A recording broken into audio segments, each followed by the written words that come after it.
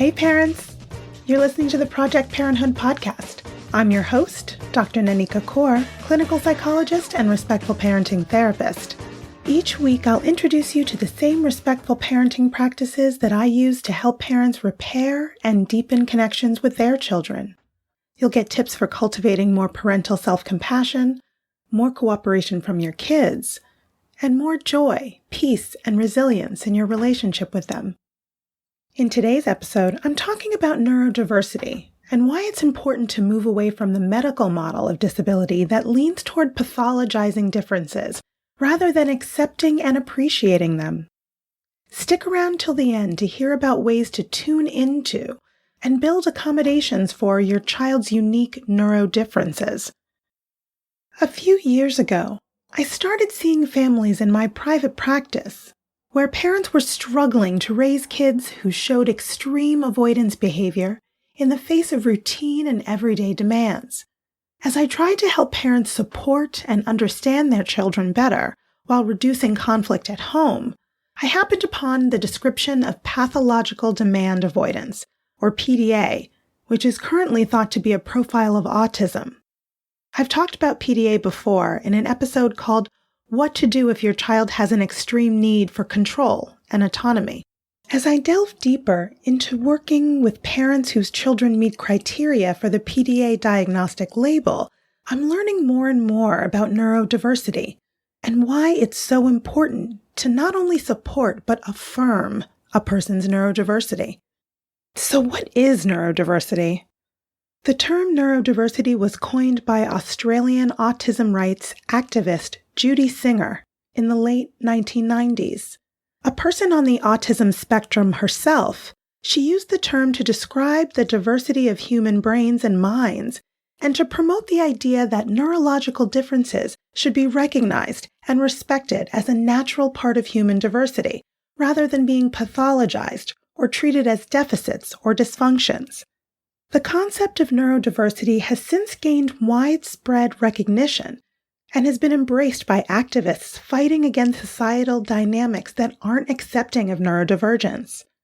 The term neurodivergence is typically used to describe people who have neurodevelopmental conditions that can affect how a person thinks, learns, and communicates.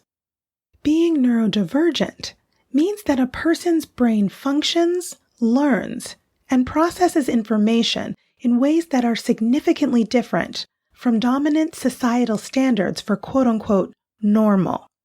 People who fall under the umbrella of neurodivergence include, but aren't limited to, those with developmental, intellectual, psychiatric, or learning disabilities, and those who have been diagnosed with attention deficit hyperactivity disorder, or ADHD, autism spectrum disorder, ASD, obsessive compulsive disorder, OCD, dyscalculia, dyslexia, dyspraxia, and Tourette's syndrome. So, why does neurodiversity need a movement?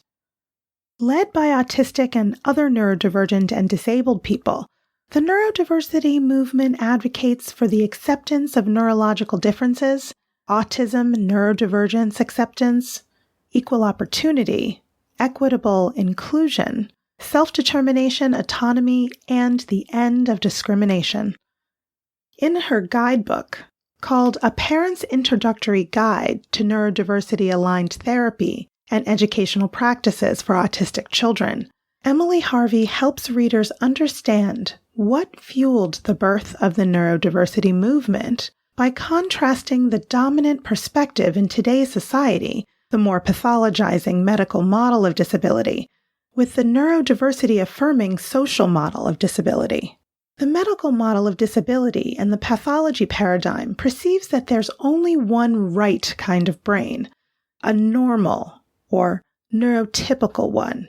Brains that diverge from normal are considered abnormal and deficient, which results in disability. The person is seen as broken and in need of fixing. And fixing them means making them learn to act more neurotypical. And sure, a neurodivergent person can act more neurotypical. This is called masking. But this won't change their neurology, and it sends the message, you have to change if you want to be accepted.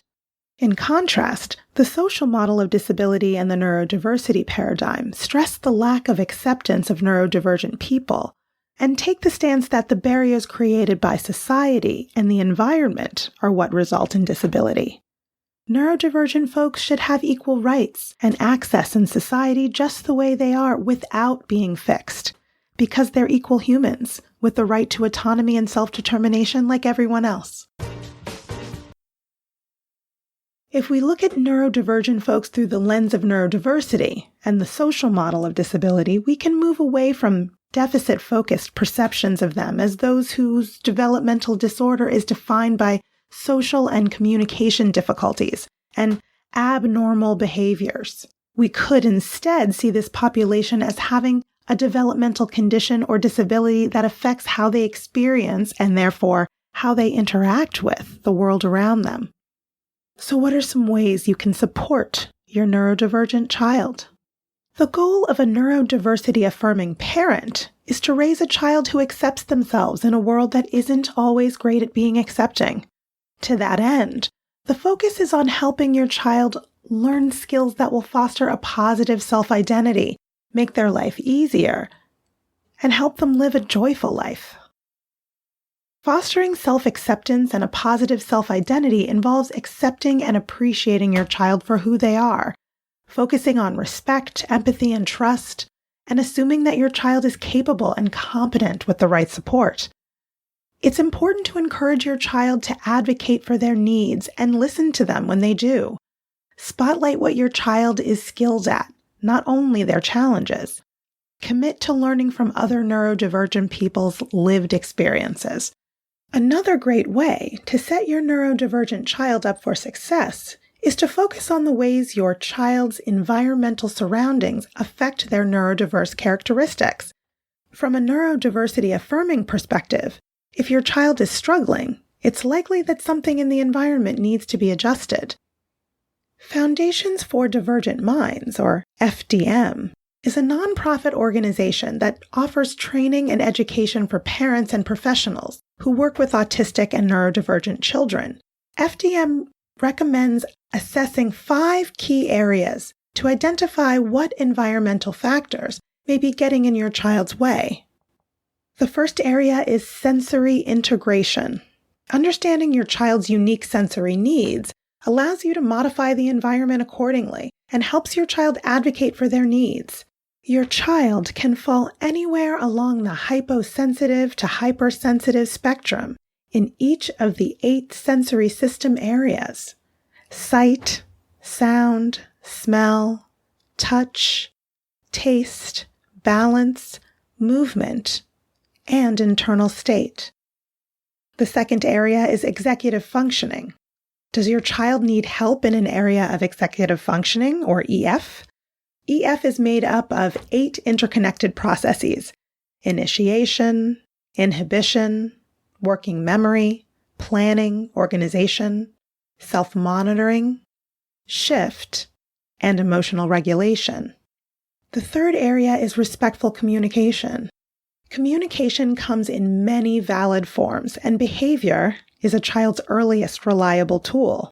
Neurodiversity-affirming parents respect and facilitate all forms of communication and support neurodivergent kiddos to communicate in the way that's most authentic for them, i.e., through technology, American Sign Language, speaking, etc. The fourth area is operative social interaction. Social interaction involves 2 or more people, each with their own styles of engaging interpersonally.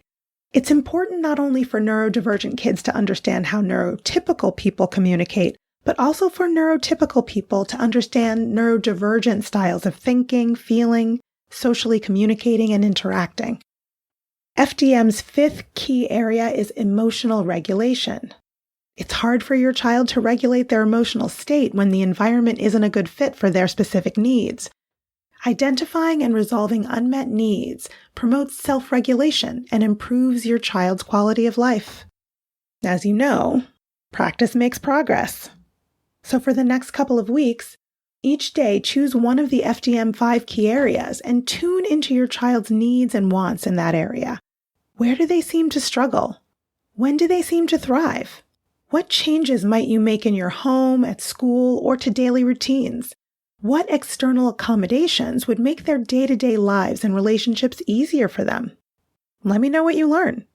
Various spheres of society are based on the assumption that there's only one normal kind of brain, and thus many systems, health and social services, education, employment, and even social relationships, have been built assuming that the only people taking part in those systems are neurotypical.